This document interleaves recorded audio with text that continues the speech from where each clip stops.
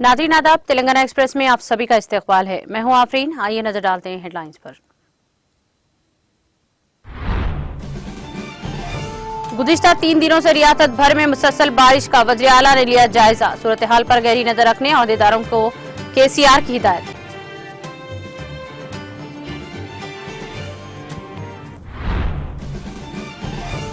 जुड़वा आबी ज़खायर उस्मान सागर और हिमायत सागर के 2 दरवाजे खोल दिए गए। निशिबी इलाकों में अवाम की मुंतकिली। रुकने असम्बली प्रकाश गौड़ की निगरानी में पानी का इखराज। मुसलसल बारिश से हुसैन सागर हुआ लबरेज। आइंदा 24 घंटों में मजीद बारिश की पेश क़यासी।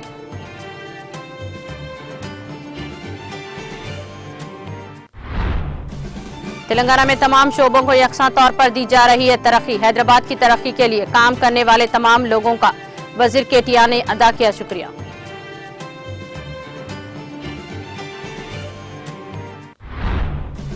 ज्ञानवापी मस्जिद केस में हुई अहम पेशरफत। मस्जिद में साइंसी सर्वे करने की अदालत ने दी इजाजत।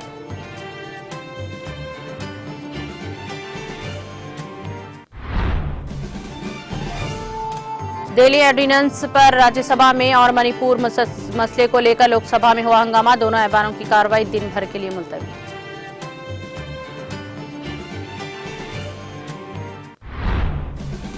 महंगाई में बेतहाशा इजाफा हुआ। गरीब आदमी का जीना हुआ दो भर। मरकजी हुकूमत महंगाई के लिए जिम्मेदार। ममता बनर्जी का रैली से खिताब।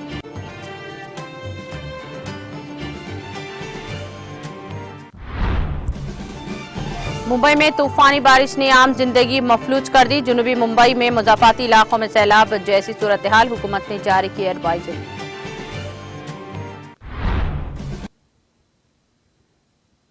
और अब खबरें तफसील से। चीफ मिनिस्टर केसीआर ने गुज़िश्ता 2 दिन से रियासत भर में मुसलसल हो रही मौसलाधार बारिश का जायजा लिया। वज़ीर आला केसीआर ने अहदेदारों को हिदायत दी है कि वो सूरत हाल पर गहरी नजर रखे हुए हैं और मौसर इक़दाम को यकीनी बनाएं ताकि किसी भी किस्म का कोई जानी नुकसान न हो पाए। इस मीटिंग में चीफ मिनिस्टर केसीआर ने बहुत सी मौज़ूआत पर तबादला ख्याल किया, जिसमें भारी बारिश, फूड प्रोसेसिंग यूनिट शामिल है। अनाज की पैदावार के लिए फूड प्रोसेसिंग की सनतों के क़याम पर भी तबादला ख्याल किया गया।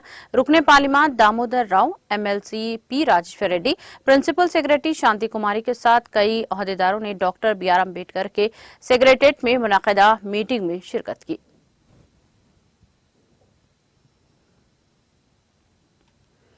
शहर के मज़ाफ़ात में जुड़वा आबी ज़खायर उस्मान सागर और हिमायत सागर में सैलाबी पानी आ रहा है। इस तनाजुर में हिमायत सागर के 2 गेट्स को 2 फीट ऊंचा उठाया गया और नीचे की तरफ पानी छोड़ा रहा है। हुकाम ने इंकशाफ किया कि इन 2 दरवाजों से 700 क्यूसिक पानी नीचे की तरफ छोड़ा जा रहा है। हिमायत सागर के दरवाजे को उठाने के साथ ही मूसी नदी का बहाव बढ़ेगा, जिसके नतीजे में हुकाम ने मूसी कैचमेंट में और निशिबी इलाकों के लोगों को मुंतकिली की हिदायत दी है। महकमा आबरसानी के एमडी दाना नागकिशोर, रंगारेड्डी, जिले कलेक्टर और कई अहदेदारों ने गेट लिफ्टिंग प्रोग्राम में हिस्सा लिया। हिमायत सागर में 1200 क्यूसिक की पानी आमद है। सागर की मुकम्मल आबी सतह 1763.50 फीट है और मौजूदा पानी की सतह अब 1761.20 है और 1100 क्यूसिक का सैलाबी रैलिया उस्मान सागर तक पहुंच रहा है। उस्मान सागर में पानी की मुकम्मल सतह 1790 फीट थी और इस वक्त 1784 फीट है।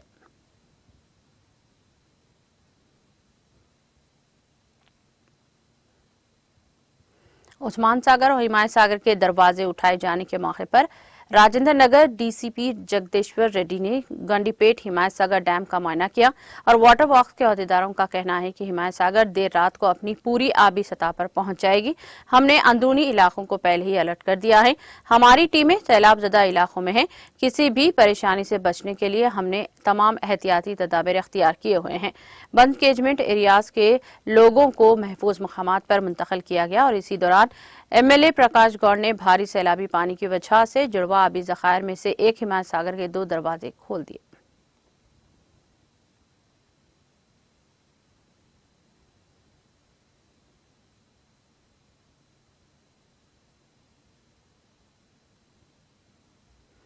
हैदराबाद शहर में गुज़िश्ता 3 दिनों से वक्फे से बारिश हो रही है। मूसलाधार बारिश से सैलाब जैसी सूरत हाल पैदा हो गई है। इसकी वजह से भारी सैलाबी पानी हुसैन सागर में दाखिल हो गया है। इसके साथ ही हुसैन सागर पूरी तरह लबरेज हो चुका है।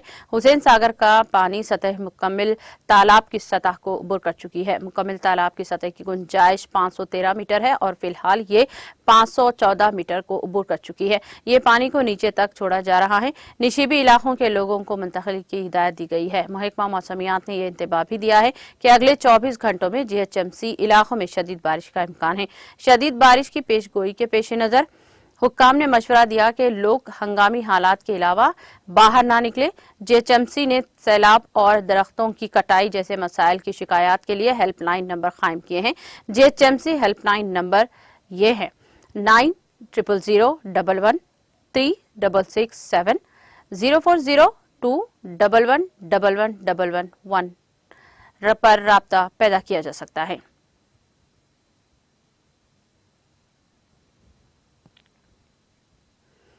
वजीर बल्दी नाज़मुनास केटीआर ने इन तमाम लोगों का शुक्रिया अदा किया जो हैदराबाद की तरक्की के लिए काम कर रहे हैं। 1950 से 2014 तक मुल्क में कई रियासतें बनी हैं। कई दहाइयों की जदोजहद के बाद हमने वज़ीर आला केसीआर की क़यादत में तेलंगाना रियासत हासिल किया है। जब तेलंगाना रियासत की तश्कील हुई तो कई चैलेंजेस और शक्कों का शबिहात थे। अगर तेलंगाना की तश्कील होती है तो यहाँ के दीगर इलाकों के लोगों की सलामती को लेकर कई शक्कों व शबिहात का इजहार किया गया है, लेकिन हर कोई पुरअमन जिंदगी गुजार रहा है। केटीआर ने याद दिलाया कि जब केसीआर सिद्दीपेट के एमएलए थे तो केसीआर हर घर को पीने का पानी फराहम किया था। उन्होंने कहा कि इसी जज्बे से रियासत भर में मिशन भागीरथा स्कीम को नाफिज किया गया है। रियासत में 30 लाख से ज्यादा ज़राई बोरवेल है, लिहाजा ज्यादा करंट की जरूरत है। केटीआर ने कहा कि हम ज़राअत को मियारी 24 घंटे बिजली मुफ्त फराहम कर रहे हैं। केटीआर ने कहा कि कालेश्वरम दुनिया का सबसे बड़ा लिफ्ट इरिगेशन प्रोजेक्ट है। कालेश्वरम के साथ शुमाली तेलंगाना सरसब्ज हो गया है।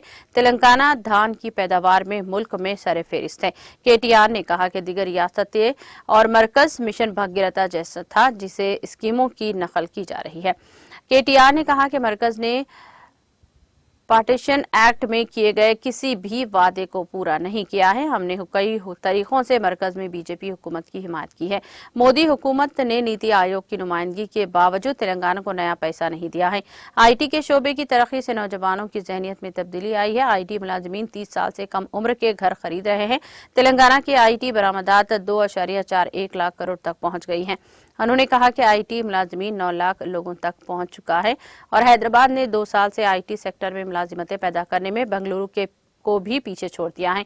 केटीआर ने वाजे किया कि तमाम शोबों को यकसा तौर पर तरक्की दी जा रही है।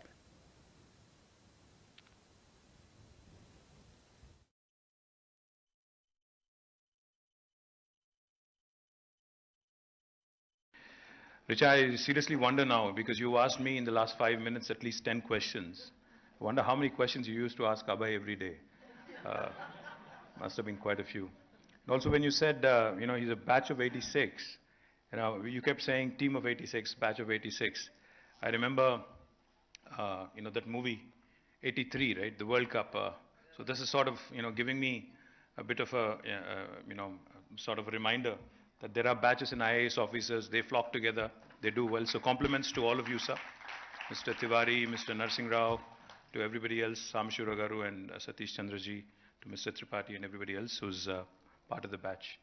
Glad you also asked all the right questions, but I wish you had said our city and our state as opposed to saying your city and your state, because I would like to believe that this city belongs to all of us, not anyone in particular. So therefore, I think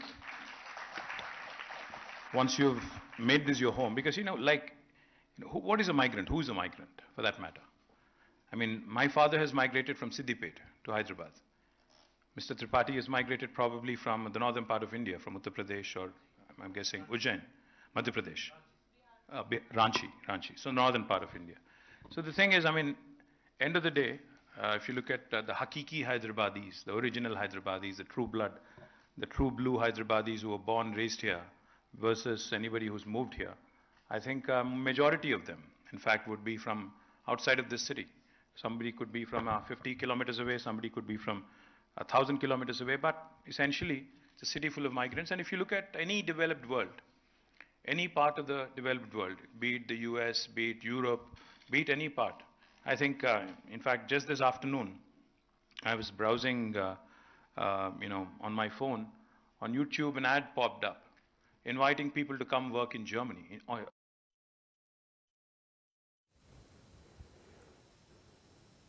रुकने Telangana कानूनसाज council के कविता ने Nizamabad IT hub job मेले का इफ्तिताह अंजाम दिया। इस दौरान BRS कायद ने कई मुलाजिमतों के ख्वाहिशमंदों से बातचीत की और इनके लिए नए ख्वाहिशात का इजहार किया। इस मौके पर कविता ने मीडिया से बात करते हुए कहा कि निजामाबाद के रुकने पार्लिमान अरविंद पर शदीद तनकीद की और इनसे मुतालबा किया कि वो इनके खिलाफ लगाए गए इल्जामात को साबित करे, वरना दिगर अपनी संगीन गलती पर माफी मांगे। उन्होंने मजीद कहा कि जबरदस्त बारिश के दौरान एमपी अरविंद धर्मापुरी शहर से लापता हो गए हैं और ये पहली बार नहीं है कि वो निजामाबाद के अवाम के लिए दस्तयाब रहे हैं। अरविंद धर्मापुरी के हालिया रिमार्क्स के जवाब देते हुए कविता ने कहा कि केसीआर हुकूमत की फ्लैगशिप स्कीमों जैसे कालेश्वरम प्रोजेक्ट, रैतु बंधु स्कीम, असरा पेंशन, केसीआर किट्स और बहुत सी दीगर फलाही स्कीमों में मरकज की जानिब से मज़कुरा स्कीमों के लिए माली इमदाद और ताउन के लिए अपने दावों को साबित करने को कहा। दुख्तर वज़ीर आला ने मज़ीद कहा कि एमपी अरविंद ने निजामाबाद के लिए कमजोर और बेबुनियाद बयानात के अलावा कुछ नहीं किया। एमएलसी कविता ने इस बात का अदा किया कि बीआरएस पार्टी के मुकाबले में कोई नहीं है और पार्टी एक बार फिर निजामाबाद में क्लीन स्वैप करने के लिए तैयार है। रुकनी कौंसिल ने इस्तिफसार किया कि बीजेपी लीडर मणिपुर फसादात और बेरोजगारी पर बात क्यों नहीं कर रहे हैं। उन्होंने कहा कि मरकज ने नई रैतु बंधु स्कीम व दीगर प्रोजेक्ट के अहिया में 1 रुपया भी फराहम नहीं किया है। उन्होंने इल्जाम लगाया कि बीजेपी का एजेंडा ये है कि जिस किसी भी रियासत में इंतखाबात होते हैं वहां जाकर झूठे वादे करना और सिर्फ वोट हासिल करना है। कविता ने कहा कि माशरा झूठ पर नहीं चलता। दोनों इत्तेहादों में से किसी एक का साथ देने से मुताल्लिक जवाब देते हुए उन्होंने कहा कि वो ना तो एनडीए के साथ हैं और ना ही INDIA इत्तेहाद के साथ हैं। इसके बरअक्स बीआरएस पार्टी पीपल्स फ्रंट की नुमाइंदगी करती है। उन्होंने कांग्रेस और बीजेपी दोनों पर सिर्फ इंतखाबी पॉलिसी पर तवज्जो मरकूज करने का इल्जाम आयद किया, जबकि सीएम केसीआर की क़ियादत वाली बीआरएस पार्टी अवाम मुफाद के बारे में सोचती है और इसे पूरा करती है।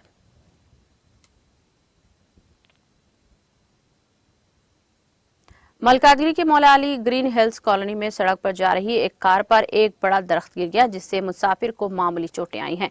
मलकाजगिरी ट्रैफिक ने फौरी मुकामी वारदात पहुंचकर दरख्त को हटाने और राहत के काम अंजाम दिए।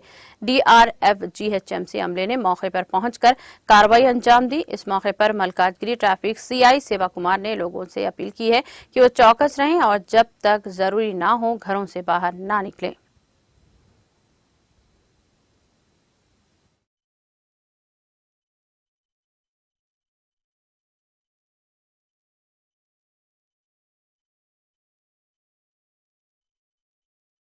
ఈరోజు ఉదయం దాదా 10 గంటల సమయంలో ఈ మన అంబర్పేటకి సంబంధించినటువంటి ఒక వ్యక్తి కారులో కుషాయిగూడ వైపు వెళ్తుండగా మన కుషాయిగూడ బస్ డిపో ఆపోజిట్లో ఒక భారీ వృక్షం ఒకటి ఈ వర్షాల కారణంగా అతని కారు మీద పడడం జరిగింది. అదృష్టవశాత్తు ఆ కారులో అతను ఒక్కడే ఉన్నాడు. వేరే వాళ్ళు ఉంటే భారీ నష్టం జరిగి ఉండేది. కారు మాత్రం డ్యామేజ్ అయింది కానీ అతనికి ఎలాంటి గాయాలు జరగలేదు. ఆ సందర్భంలో నియరెస్ట్ గా ఉన్నటువంటి కుషాయిగూడ ట్రాఫిక్ ఇన్స్పెక్టర్ గారు హుటాహుటిన దగ్గరికి రావడం జరిగింది. మాకు కూడా ఇన్ఫర్మేషన్ రావడంతో మేము మా అడిషనల్ ఇన్స్పెక్టర్ గారు మా సిబ్బంది అందరం రావడం జరిగింది. ట్రాఫిక్ ని డైవర్షన్ పెట్టుకున్నాము. ట్రాఫిక్ ఎలాంటి ఇబ్బంది కలగకుండా చూస్తున్నాము. మా ఉన్నతాధికారుల ఆదేశాల మేరకు మా కమిషనర్ డిఎస్ చౌహాన్ IPS గారి ఆదేశాల మేరకు అండ్ అలాగే ACP గారు, జాయింట్ CP గారు, మా DCP అభిషేక్ మహాంతి IPS గారి ఆదేశానుసారం మేము ఈ వర్షాల కారణంగా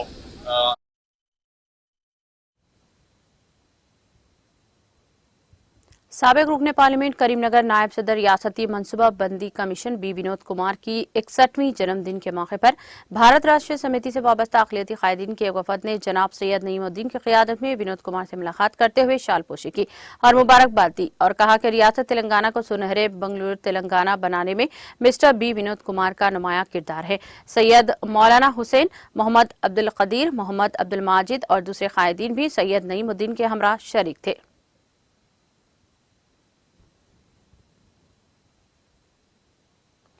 वजीर फाइनेंस हरीश राव की जानिब से जिला बिहार में किए गए ऐलान से मुस्लिम तबके में शामिल तमाम अफराद को जो इससे कबल खर्जात की फराहमी के लिए दरख्वास्त दाखिल किए हैं, इन्हें रास्त तौर पर कर्ज फराहम किए जाएंगे, जिनमें फकीर तबका भी शामिल है। इस बात को लेकर कांग्रेस के बाद हवारियों की वजीर हरीश राव की जानिब से मुसलमानों को फकीर कहने का इल्जाम आयद करते हुए सोशल मीडिया पर गुमराह कुन वीडियोज की नशरियात पर मुस्लिम फकीर वेलफेयर एसोसिएशन के रियासती नायब सदर शेख शकील पाशा, जनरल सेक्रेटरी शेख मसूद अली और ग्रेटर हैदराबाद के नायब सदर मोहम्मद महबूब और दीगर अरकान ने इस तरह की ऊंची हरकत की सख्त अल्फाज में मजम्मत की और कांग्रेस के बाद कायदीन की जानिब से गुमराह कुन तशहीर पर इन्हें खबरदार किया।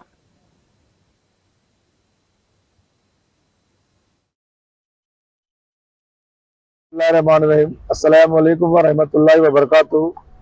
मैं शेख मसूद अली तेलंगाना स्टेट मुस्लिम फकीर BCU4 संक्षेम संगम का जनरल सेक्रेटरी हूँ। खास बात क्या है, कल बतारीख 20 जुमेरात के दिन जलविहार में हरीश राव साहब की माइनॉरिटी लोगों की मीटिंग चली थी। सभी माइनॉरिटीज लोग वहाँ पर गैदर हुए थे। उस मीटिंग में हम लोग हमारे मुस्लिम फकीर वेलफेयर एसोसिएशन की तरफ से मेमोरेंडम दिया गया था। तो वहाँ पर पिछले 70 साल से, मतलब जब आज़ादी हुई, जब से पिछले गवर्नमेंट्स हमारे फकीर कम्युनिटी के लिए कुछ भी कोई स्कीम डिजाइन नहीं करे, कोई किसी भी फायदेमंद स्कीम्स कभी भी नहीं लाए गए। उस बात को हम CM साहब को पहुंचाने के लिए हरीश राव साहब को मेमोरेंडम दिया गया था। उस मेमोरेंडम के साथ साथ हम सभी लोग आवाज देते हुए KCR साहब की सपोर्ट में आवाज देते हुए हरीश राव के साथ हम लोग कल हमारी जितनी भी आगे चल के फ्यूचर नस्ल के लिए हमारा एक फायदे के लिए कुछ स्कीम डिजाइन करना है, उस बारे में हम लोग अपील किए थे। उस अपील को गौर करते हुए उनकी तरफ से हरीश राव साहब KCR साहब तक पहुंचाने के वादा किए थे हमको। उस बात में दोहराते हुए हरीश राव साहब कहे थे, माइनॉरिटीज, सिख्स, ईसाई, सब जितने भी माइनॉरिटीज में सभी लोगों के नाम दोहराते हुए फकीर भाई भी यहाँ मौजूद थे। उन सबका फायदे के लिए, उन सबकी भलाई के लिए हम KCR साहब की गवर्नमेंट की तरफ से कुछ ना कुछ हासिल कराकर उनका फायदा करेंगे कहते हुए एक वादा किए थे। उस वादे को कोई कांग्रेस के चमचे थोड़े लोग इस भलाई को देखते हुए नहीं देख सके। इस मुसलमान और जो है सो इस फकीर भाया TRS के ओर रह जाते बोल के उन लोग हैबत खाते हुए मुसलमान को फकीर कह रहे हैं हरीश राव साहब बोल के एक नए से एक इश्यू बनाकर वीडियो बनाकर बाहर डाल दिए। उस बारे में हम कांग्रेस के जितने भी है लीडर्स को वार्निंग दे रहे कि हमारे को पिछले आपकी हुकूमत में, कांग्रेस की हुकूमत में हो, दूसरे जो भी गवर्नमेंट थे 70 साल से, किसी गवर्नमेंट की हुकूमत में हमको कोई फायदेमंद चीज नहीं मिला, कोई फायदा नहीं हुआ गवर्नमेंट से। KCR साहब के हयाम में हम खुश है। उसको उंगली उठाते हुए आप लोग ये करना सही नहीं है, आप जैसे करना सही नहीं है। आइंदा अगर फकीरों के बारे में अगर गलत कुछ बताएंगे कांग्रेस के लीडर्स जो भी है, आपका गांधी भवन को घेराव करेंगे, आपको गांधी भवन से हटने नहीं देंगे। इंशाल्लाह हमारी ताकत क्या है आपको बताएंगे, क्योंकि फायदा हो रहा।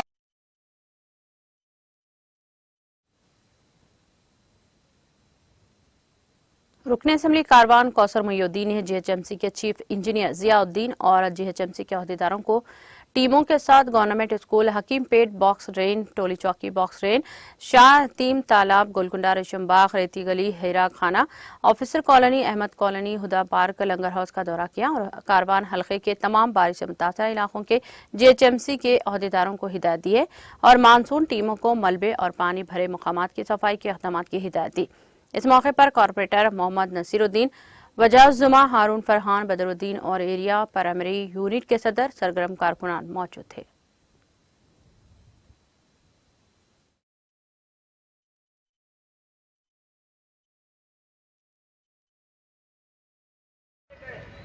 सदर मुहतरम जनाब नकीब मिल्लत वायरस साहब की हिदायत पर हल्के कारवान के मुख्तलिफ बल्दी डिवीजन का इंजीनियरिंग चीफ के साथ में और उनके तमाम GHMC के अहदेदारों के साथ में दौरा किया गया, जिसमें टोली चौकी मेन रोड के ऊपर जो तूफानी बारिश की वजह से चंद घंटे पानी रुक गया था, उन तमाम बॉक्स का भी मायना किया गया जो अभी रनिंग में बॉक्स का काम जारी है।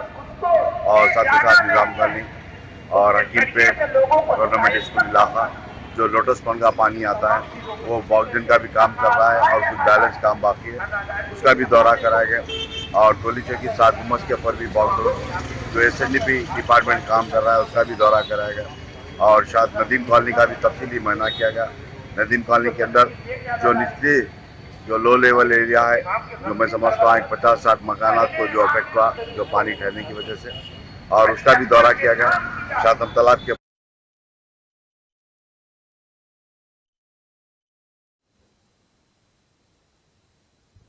हल्का असेंबली कुकटपल्ली के अल्लाहपुर डिवीजन के सफदरनगर बस्ती में गुज़िश्ता 3 दिन से जारी बारिश की वजह से मुरली नाला भर गया है, जिसकी वजह सबब पानी यहां पर मौजूद 1000 मकानात में दाखिल हो गया। कुकटपल्ली साबिक कॉर्पोरेटर बेंगल राव ने चीफ मुख्तलिफ कांग्रेस कायदीन के साथ यहां का दौरा किया और मुतासरा अवाम से बात की और इनमें ग़िज़ाई पैकेट्स तकसीम किए। इस मौके पर जी रघुविंदर, अब्दुल समी, मोहम्मद हाफिज, सुल्तान इलियास, वेनु साकिर, शफी और दीगर मौजूद थे।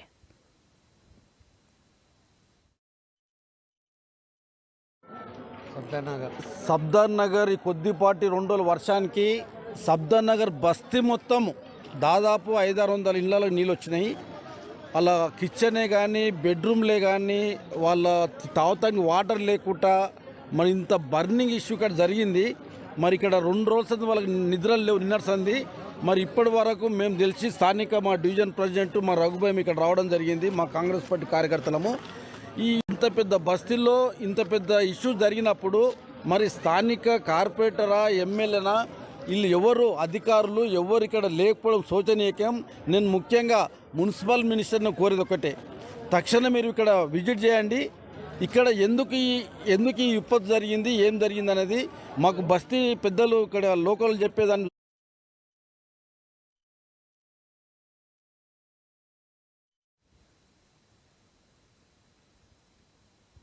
तेलंगाना एक्सप्रेस में वक्त हो चला है ब्रेक का। ब्रेक के बाद भी जारी रहेगा खबरों का सिलसिला।